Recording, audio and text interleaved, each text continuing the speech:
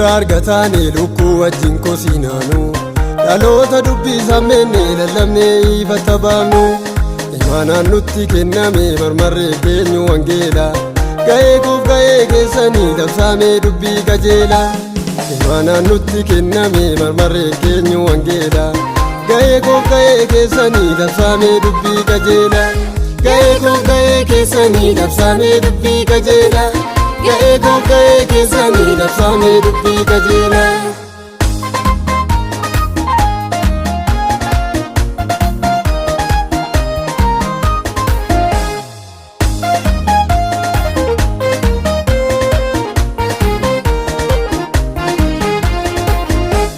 Oduu ololaan funaannu kan waa'ee nun baafne nuuni maalumaaf duukaa hiriirraa seera Faarisiin medooni. Oduu ololaan funaannu kan waa'ee nun baafne nuuni maalumaaf duukaa hiriirraa seera Faarisiin medooni. Ga'een keenya labsuudha goofticha garaa cibsuudha. Ga'een keenya labsuudha goofticha garaa cibsuudha. Ga'een keenya labsuudha goofticha garaa cibsuudha. Ga'een keenya labsuudha goofticha garaa cibsuudha. Goofticha garaa cibsuudha goofticha garaa cibsuudha goofticha garaa cibsuudha goofticha garaa cibsuudha.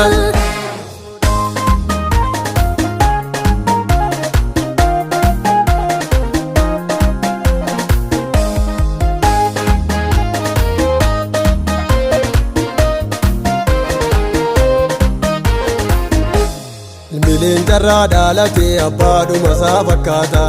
Bineensa kan biraa ta'e attamitti raqa nyaata. Ilmileen carraa dhaalatee abbaadhuma isaa fakkaata. Bineensa kan biraa ta'e attamitti raqa nyaata. Kottaanutis taanee namnu funaantu mandara keessa. Kabajamuutis mala gooftichaaf aarsaa dhiyeessa. Kottaanutis taanee namnu funaantu mandara keessa. Kabajamuutis mala gooftichaaf aarsaa dhiyeessa. Kabajamuutis mala gooftichaaf aarsaa dhiyeessa. Kabajamuutis mala gooftichaaf aarsaa dhiyeessa. Kabajamuutis mala gooftichaaf aarsaa dhiyeessa. Kabajamuutis mala gooftichaaf aarsaa dhiyeessa.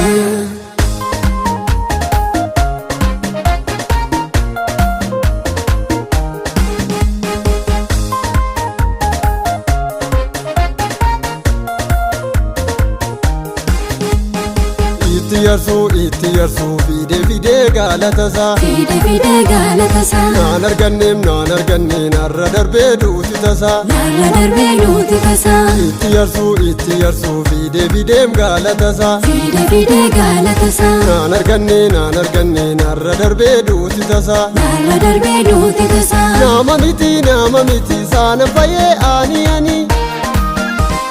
Gadduu nafee narra darbee barreegaanii. Gadduu nafee narra darbee barreegaanii. Gadduu nafee narra darbee barreegaanii. Narra darbee barreegaanii. Narra darbee barreegaanii. Narra darbee barreegaanii. Narra darbee barreegaanii.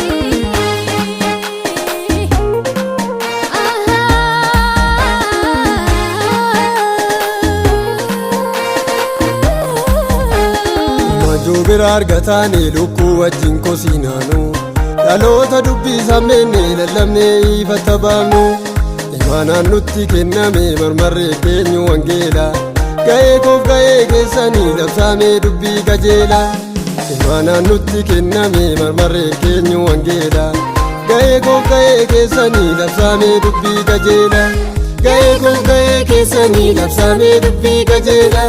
Ga'ee kuuf ga'ee keessanii labsaamee dubbii qajeela.